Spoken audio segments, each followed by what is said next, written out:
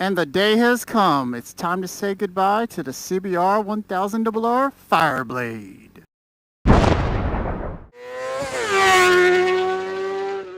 So yes, cue the sad music. It is time that I've sold the CBR1000RR, my beautiful Fireblade.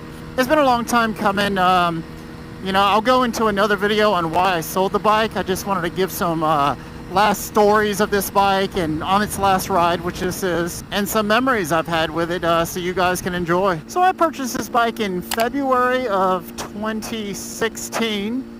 And today's February 1st, if y'all weren't tracking, when I post this motovlog, probably in a day or two. But yeah, guys, I have owned this bike for 3 years, exactly, this month. And it's just time to finally part with it. Like I said, I'm going to go over some great memories.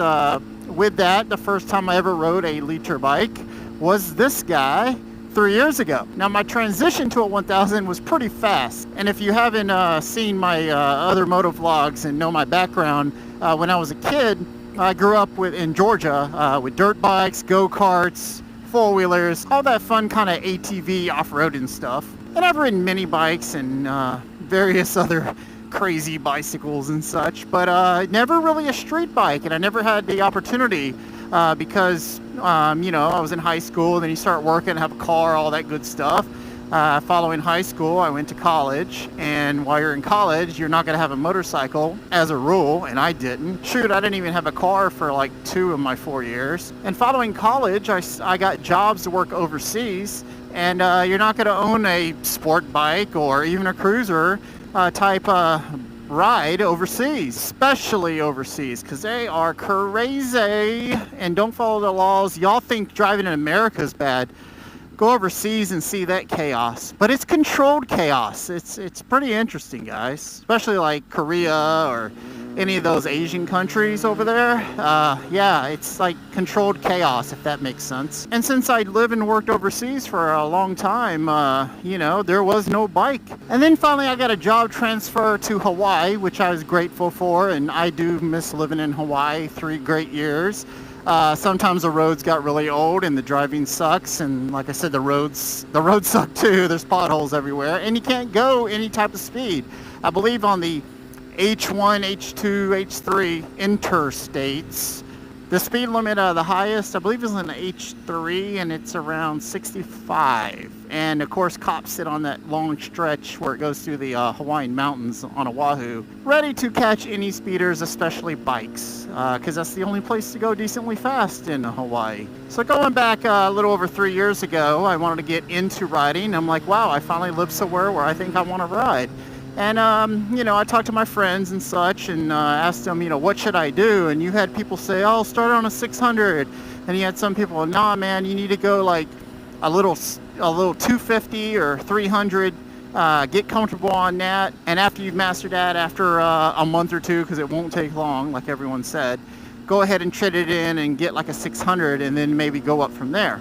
So my first true motorcycle was a 2013 CBR Honda 250R. I call it White Lightning, even though it was slow as Christmas. And yeah, it would like peg out at like 60 miles an hour, and you can shift from 1 to 6 gear in like 3 seconds and be up to speed and can't go any faster.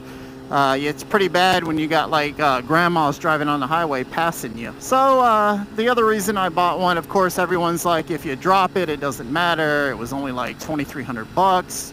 I mean, that's the cost of the admission to riding and learning how to ride properly. And so yeah, that's what I did. I bought that 250. And I was actually looking for a Honda CBR because just buddies of mine said the Hondas are the most reliable. Go with the Honda, you'll be happy as a first bike. I sat on an R6 and it was just too aggressive. And then when I was shopping for 600s, and I was looking for a CBR1000RR, the Honda, and actually part of the reason why is because Cycle Cruiser, I was watching his channel at the time, still do every now and then. He's an OG moto vlogger, and he had a 600RR, and of course he has the Fireblade, the 1000RR, as he says. And I was like, maybe I could ride a 1000, but I'm not sure. I don't know if I was confident enough after like I don't know, 60 to 90 days, somewhere in there, of riding that 250. But I got tired of riding that 250. I rode it like a champ. I was ready. I understood lean angle control. And remember, my background was riding off-road vehicles and many kind of dirt bikes when I was growing up. So I was comfortable on the street finally. And I was going to get that CBR600. And lo and behold, I saw this, the CBR1000RR in blue and yellow. And I didn't know while I was researching, they only made this for 1 year. I discovered it and I was like, wow, I really got to have this color of this bike, except they don't make it in a 600. It only comes in a 1000. So I ponied up, to make a long story short, found a great deal, bought this amazing machine, and ended up with it. And I am happy to this day as I'm selling it. So it was a great 3 years. It was a great transition to go from a 250 to 1000. Don't be intimidated. It's all about throttle control and your riding position. And don't be an idiot, guys. Just be safe, ride situational aware of your surroundings, and you'll be fine. And yeah, that was like the one story. I know I said a lot of stories, but I only want to cover that one. It's kind of when we first met. Love at first sight with the bike. So some of y'all right now are probably wondering, why did the screen just go black? And why has the footage changed?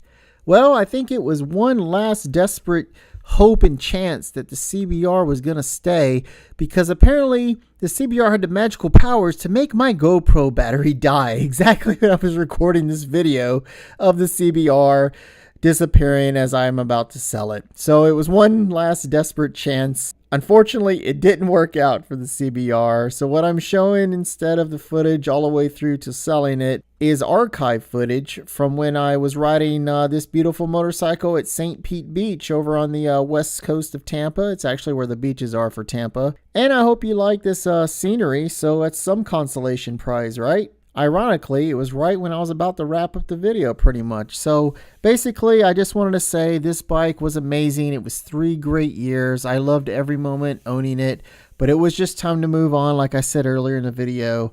In the next video, I will explain why I did sell this bike. That's one thing I'm not getting to in this one. This one was just kind of enjoy the last ride, and I'm selling it. The next one, I will go into detail on why I sold this beautiful motorcycle. But I still have my Ducati 1299 Panigale S. Don't fret, don't worry about that. And like I said, I will explain what you're probably wondering why I sold the CBR in the next vid. And so with that, guys, I know this wasn't the happiest video, but please like if you think it's worthy of a big old thumbs up. Subscribe to the channel if you haven't. We're slowly approaching like 3,400 subs at this point, and I appreciate every single one of you guys and being part of the Fireblade Pilot Army. And if you want to be notified every time I post a video, hit that notification bell to ensure that you know when Fireblade Pilot has uploaded another vid. And so with that, guys, one final time here riding the CBR. It was a great run. I'm going to miss this bike. Y'all take care, ride safe, and I'll catch you later.